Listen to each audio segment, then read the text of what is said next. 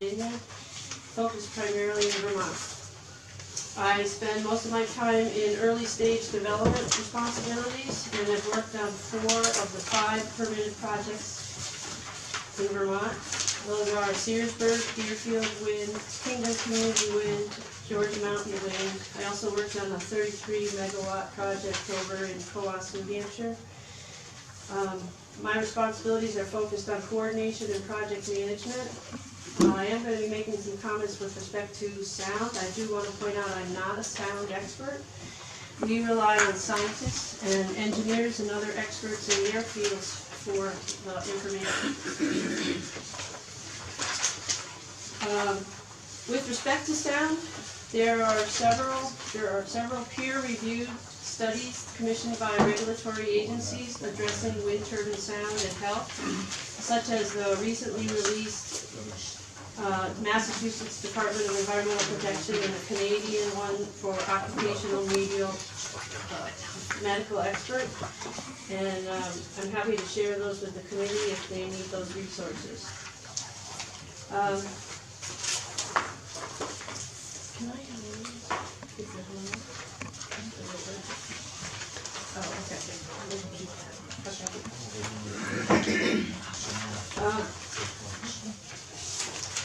I feel the assessment of wind turbine sound matters is rigorous. It's focused on science-based health safety. Sound modeling occurs before a project is proposed for permitting, and monitoring occurs after the installation for verification. The regulatory process is protective. Vermont has some of the strictest regulatory compliance requirements. It is not out of line with standards in other states. And I look to, to the question of projects and compliance, I would say the projects have been responsive. Complaints are isolated. Some unfortunately are not even from, some are unfortunately even from non-affected neighbors. At Georgia Mountain, there are 2 or 3 complainants that are repeated. And I want to point to, I've passed out 2 maps. One is for the Georgia Mountain Community Wind Project and one relates to Sheffield. And based upon the information filed by the Department of Public Service, I believe to your committee, there are 4 complainants that have filed 77 complaints. Of those complainants, one was for a non-sound issue, there was a road condition. One was 2.2 miles away to the south, over a ridge, and we responded to it as well. And then the remaining 2 are from neighbors that are on the north side of the project across the street from each other.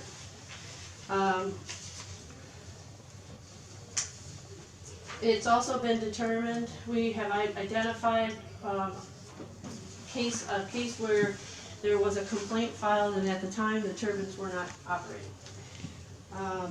I also have a personal experience with a the other neighbor that has complained.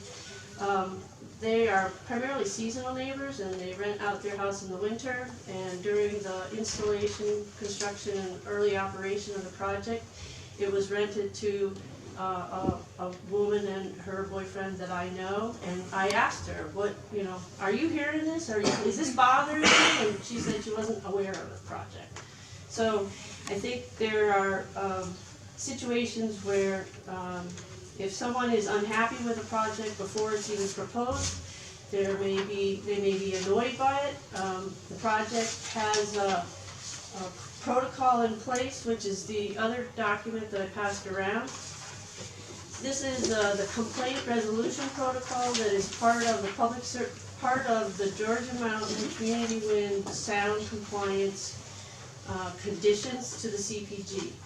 And there is a very specific process under which the project must follow, and we respond to the comments based upon that protocol and method. Can I stop you there for a second? Yes, sir. We heard from a gentleman this morning by phone, Mr. Parisi, who Yes.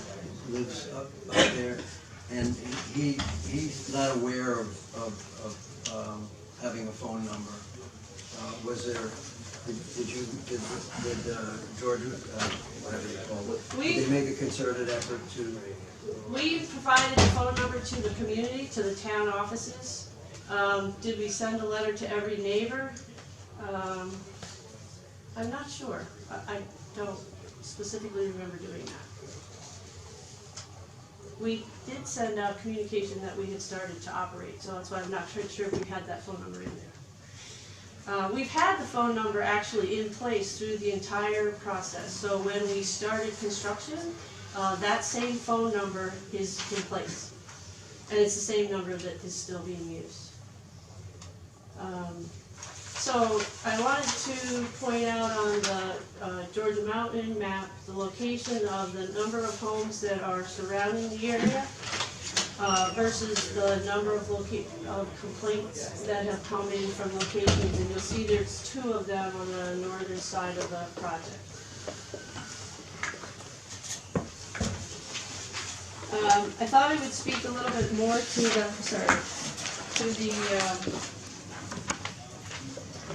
the process.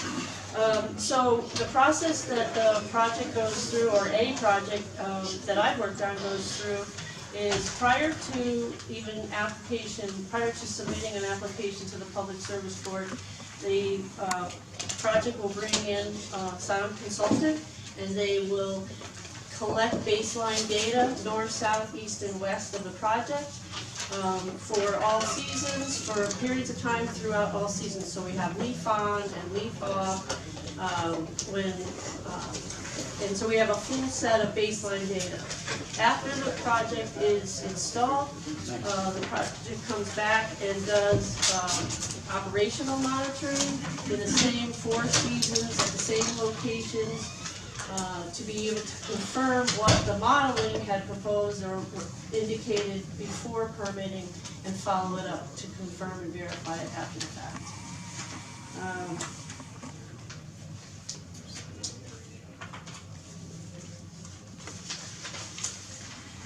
The other piece that I was asked to provide information about is property values. The sheet that you have before you, the 11 by 17, is recent residential property sales data that covers from the August of 2013. Georgia Mountain went online in January of 2013. So this is following August of 2013 through September 2015. And the table below, the map shows where the turbines are located and then where these properties are located from distances away. I think what's important here is that the list price and the selling price are very, very similar. This is actual sales transactions that demonstrate, there's no indication that property values are being impacted by the project. All these transactions have occurred since the project was up and operating.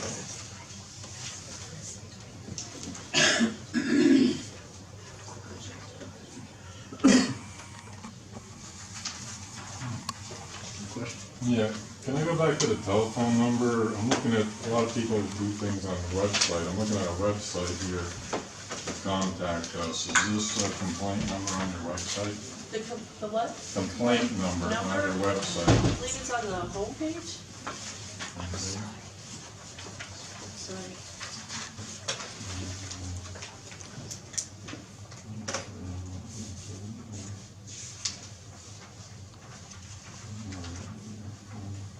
Okay, well, I can look later, thanks.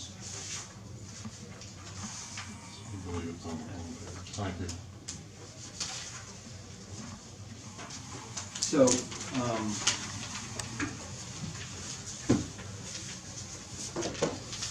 I think I remember the first year, the first 2 years of the project, that the project has to do all sorts of sound. Yes, after the project went online in let's say January 1st, 2013. So it's been online for 13, 14, and 15, and now we're into our fourth year. The first year of operation, the project repeats the sound data collection for the same all 4 seasons, leaf on, leaf off conditions, and then it compares the data, and in the process that includes is the turbines are actually turned off, so at periods of time during those 4 seasons. So I hope I'm explaining this clearly, but the monitoring equipment is deployed at the 4 locations around the project.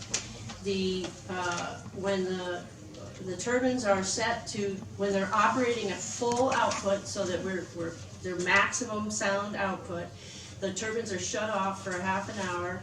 That data is collected, and then the turbines were turned back on again, so that the sound experts can filter out. They can see exactly when the turbines were operating, and they understand what is background sound and what is the additional sound of the wind turbines added to the background sound.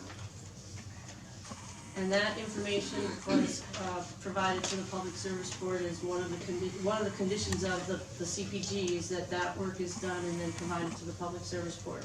Also part of that is this complaint resolution process through the Public Service Board. You didn't really take us through the complaint resolution process. Sure. Mike? Yeah, I have a question regarding the measurements that were taken. When you say the wind turbines were operating at the maximum speed and then were turned off and then turned back on, were they wind driven at that point, or were they mechanically? Yeah. No, there was no mechanical. Right, they're generating 10 megawatts. This is a 4 turbine, 2.5 megawatt turbine each, and they were at full output. And the wind speed, do you have any idea what the wind speed was those times?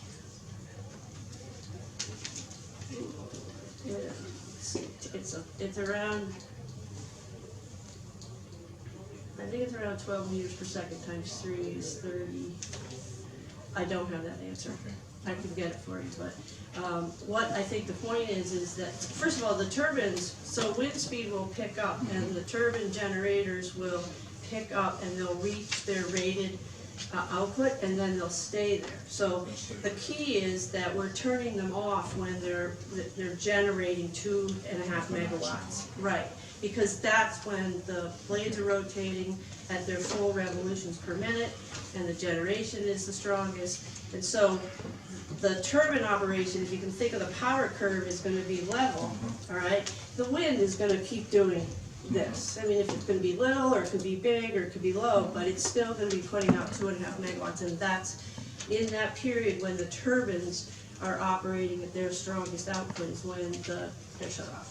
Now, what's the cut-in speed for those turbines? Yeah, you're going to get me into, Sorry, just I think it's 3 meters per second.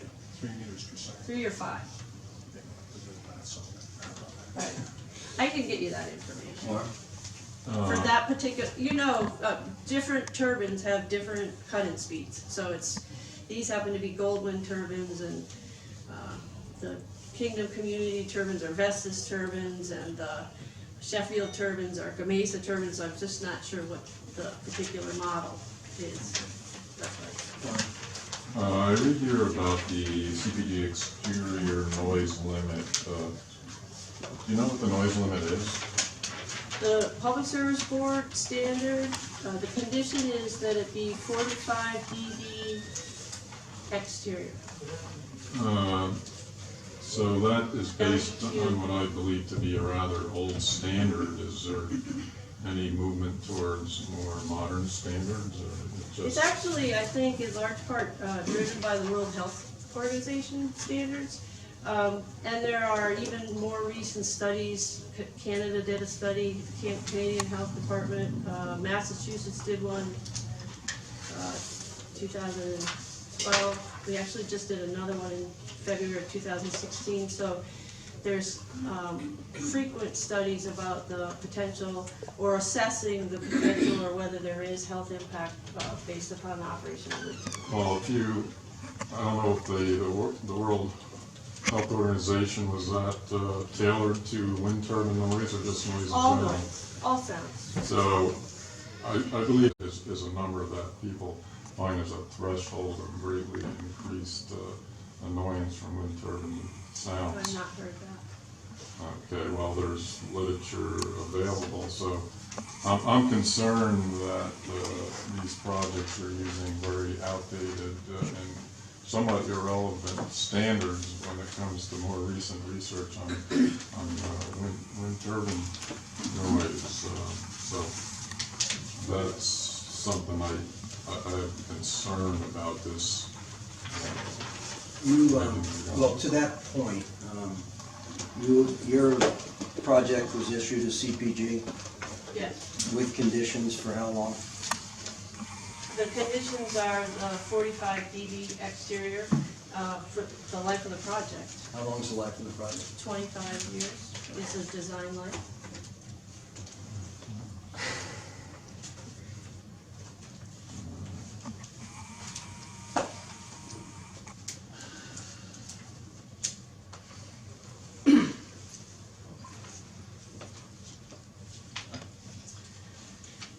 Well, I would like to say, as far as the sale of these houses, I would like to have the sale price and the list price in my town as close as these are on this chart. But I've got You don't live near Berlin. You'd have to live closer to Berlin. Yeah, right, you have to be closer to the big city. On the proximity map, it lists 0 within 0.5 mile. And on here, sales 2, 3, and 4 are all way less than a half mile proximity, but they're none on there in that half mile. Good point. There are these ones that are right here, and you Right, see yeah, mile, 2, 3, and 4, 0.8 tenths of a mile. Yeah. Thank you. So based on that, there should be some within this Correct. half I hour. don't have an radius. answer for that. Yeah, okay. Not a big deal, but Oh, it's a very good point. I have to find out. So, hearing and seeing the statistics that although most or many of the folks are either not bothered or haven't bothered to tell you that they're bothered, you still have two or three folks who have been consistently objecting, complaining, and whatever. Is there anything that is there anything that can be done to at least attempt to see if certain conditions or whatever to relieve whatever it is that's bothering these folks? It's come to my attention that was it during the building of the project that there was some sort of fund that was available if there was bother or something. I got this right? Yeah, there was a remediation fund, I guess it was called. Yeah. That was established with several of the adjoining neighbors, and to the best of my knowledge, that has been drawn upon by several of the neighbors, or at least one of the neighbors. What was that, for what kind of thing? What was that meant to remediate, Completely you know? at their discretion. If the project was creating a problem and they had an idea for a solution or something that would reduce the bothersomeness, they had the fund was held in the escrow of their attorney, and they were able to draw upon that fund. And I think that there, as I recall, I believe blinds were installed, and I believe some vegetation was planted in the yard. I'm not aware of other, it was out of our control, so I wasn't really watching out. But there was an opportunity to have relief. So, knowing that nobody likes to have upset neighbors, right? Have you had any interaction with these neighbors to at least try to attempt to mediate? And if you have, is there anything short of the turbines being shut down forever and removed that would satisfy? Right, I think, first and foremost, the project has been responding under the sound complaint protocols. And so we have run to ground, we have pulled the data from the operation of the plant, we have looked at the pre-operating data, the during the operations, that data, to try to understand what the impact is, and if it's an exceedance issue, if it's an annoyance issue. We actually, a week ago, we met with the National Weather Service to try to understand, is there a weather pattern here? They talk about a low-level jet, that comes roaring through. That's just the start of trying to understand what the opportunities are to come to be a better neighbor, quite frankly. So, more can be done, I think, and we're trying to investigate different avenues for that.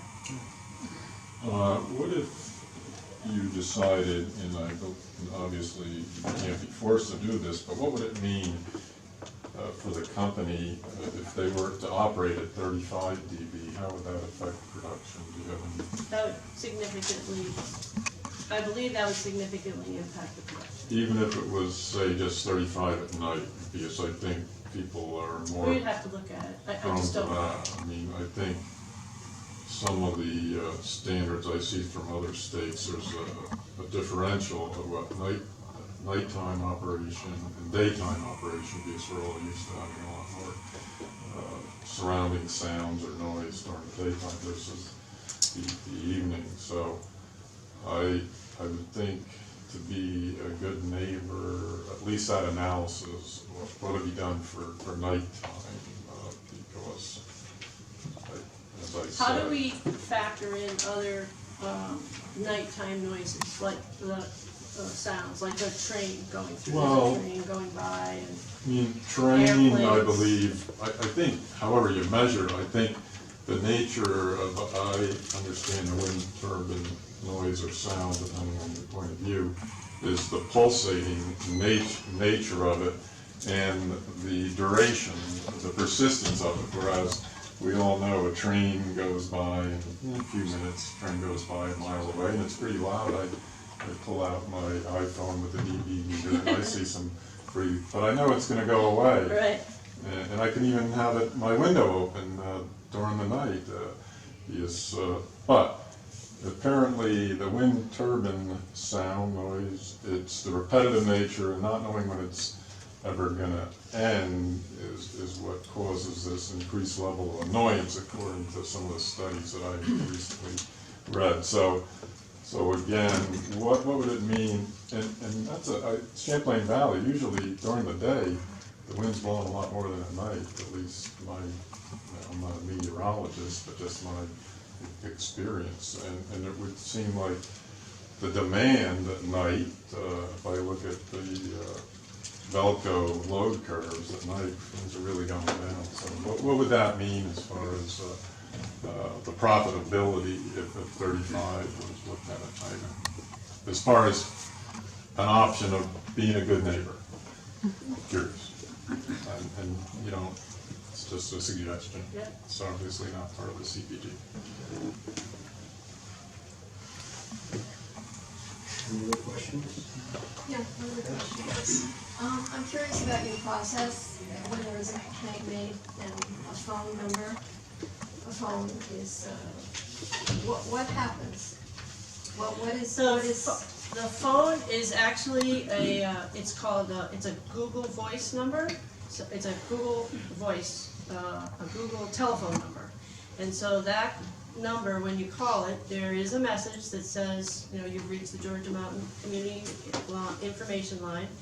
And then that call is immediately transcribed into an email and forwarded as an email and a voice message to wherever you want it to go. We try to respond to those. Our process is to respond within a business day, or two, actually, I think it says. But we try to respond to those as quickly as we can to work with the neighbor. Sometimes we've asked for information of what is the conditions at your house, let's say. What is it windy out, is it raining out? They're right there. So we try to be as responsive as we can. Then we have to turn around and go and get from the turbines themselves what their operating information is. So were they operating, where was the wind coming from, what's the wind speed, what are the meteorological conditions, climatological conditions at the time. And then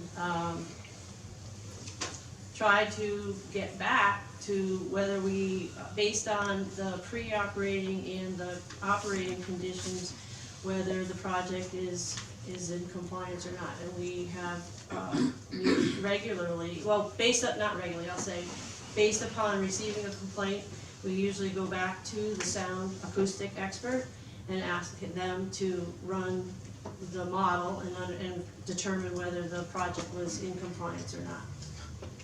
So at what point, if I were having a problem, at what point would I get to speak to a person? Well, most of the complaints haven't been coming through a phone. They've been an email, actually, directed to Dr. Harry Chen of the Department of Health, and I've actually been CC'd on it. And So, okay. All right. do you want me to explain what's happened? No, I want to interrupt you. Okay. So I'm having a problem because the noise level is now, for me, so uncomfortable that I can barely tolerate. So I reach out to the wind people. I'm not being reached out. That's what I'm saying, is the emails, the communication is coming via email, and it's going to Dr. Chen. Why is it, I don't know. I'm not initiating it. Okay. No, you need why? to, please, She's lying. look, we do things respectfully here, and nobody has interrupted any witness elsewhere in this subject, and if we can't maintain that decorum, we're going to adjourn. Or we'll think it's a Republican debate. No, I'm trying to understand if I am having a noise problem. There needs to be a determination of whether we're operating out of compliance. Okay? So the fact that I get an email that says it's very loud or it's rumbling, I need to go determine whether the project is out of compliance, because what you find as being loud or what I find as being loud, it's our own personal judgments, but I need to determine, because the project is required to operate in compliance with the CPG. And so that's what I'm responding to first and foremost. So you're responding to a technical process, and you're not responding to me personally. I try to respond with as much information as I have at the moment. And Yeah, I guess usually you have to go get I have to go get the information. So I guess what I'm asking about is a long-term resolution. If this is something that's ongoing, how do I get relief from it? If you're in compliance, Right. but the noise level is such that it is That's what I think. beyond what is being able to be dealt with, how do I get relief? So it's an annoyance, and I think that that's what Chair Klein was asking me earlier, and I guess my response as a wind developer, and I would go back to my clients and say, we need to keep looking.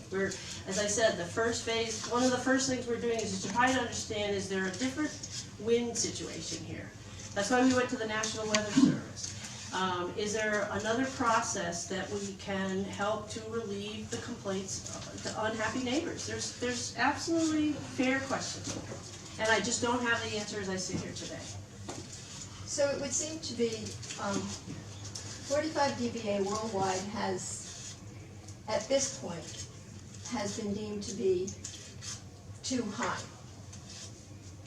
Who's You know, if you look at just globally, if you look at different countries and the studies that they've done, and the annoyance levels, 45 is very up there, very high. So, what do we do about that? Well, we're sitting here and my meter's indicating we're at 85. Okay, it's 75 to 85.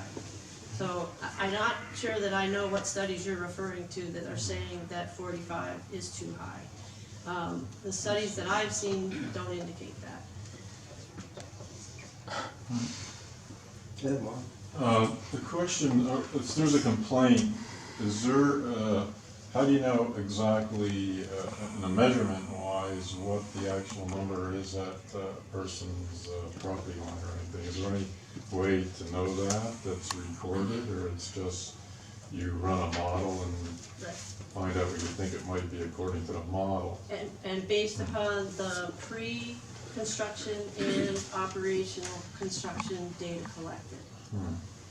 So there could be some especially adverse weather conditions where there's icing that might have never been in that analysis that were gathered then, that could make noise levels increase or not. I mean, I hear sometimes that there's certain icing conditions that.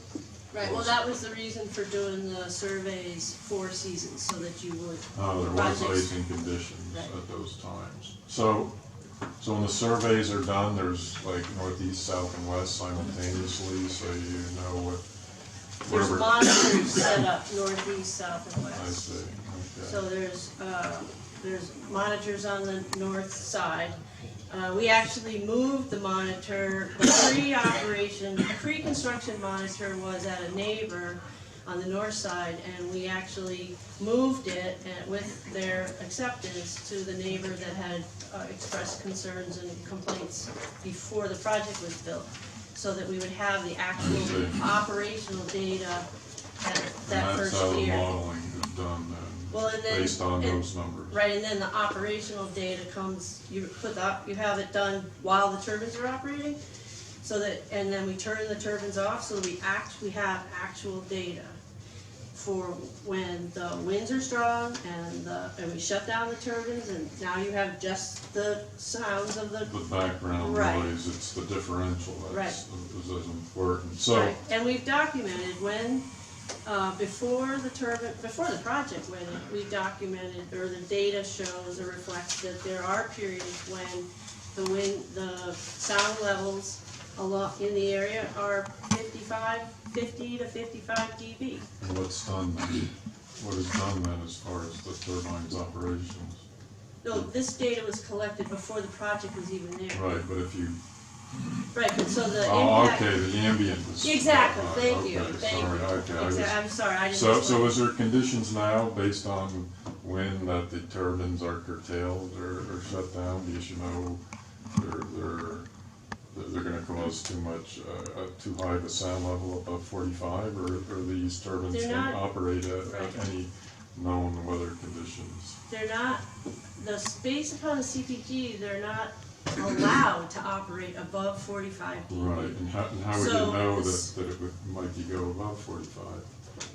Well, that's what the operational modeling Right. did, was we had the existing, the actual conditions running, and then the turbines are running during the same period, and then you shut the turbines off, and Right. the background continues, Right, and then you turn it back on. And so they can see the difference between Right. the ambient with turbines and ambient Right. without turbines. so today, say, could there be some kind of weather condition where it could go above 45? Just some weather event that could go above 45 or not? If there, the turbines could get louder if there is, ice on the blades, a thick, some level of ice on the blades. But only if there was some special environmental condition, otherwise, if there's not icing, they can just go and never go above 45. Right, they're not allowed to. Well, I know they're not allowed to, but there's a lot Well, of things the that we don't sound is- allow that happen anyway. Sure. How do you, The sound is It- generated from the rotational speed, okay, and the turbines don't exceed a 14.5 RPM. so it's based on the The RPM? maximum sound Okay, level. that moderates the sound level. Okay, thanks, I didn't get that Sorry. connection. The final No, thing yeah. about this sound is, what if someone, you're modeling, maybe it's correct a lot of time, but what if people think, well, your modeling really isn't right, is there a way to actually have installed at the edge of somebody's property what the actual sound levels are coming in, so that you have a better idea if person says, well, this is really very loud, but then if you have the actual equipment there that can find the differential and factor out somebody running a chainsaw next door. That's what we did for the first year. Oh, so in that operation. happened for the first year, Right. and there wasn't any violations and non-compliant situations. So based on that, you extrapolate that it would not happen in future years. Well, in fact, we just recently, because of a recent complaint,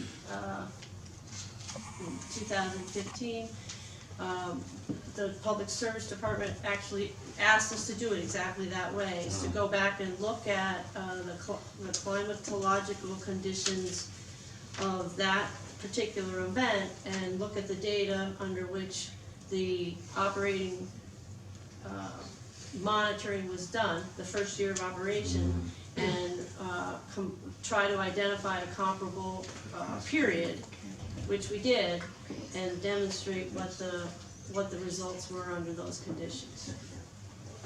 So, in this latest round, did you ever find that it went above 45 dB or not in your testing? I think it did just recently, actually. Well, it's thanks. Any questions? Thank you. Thank you for your time.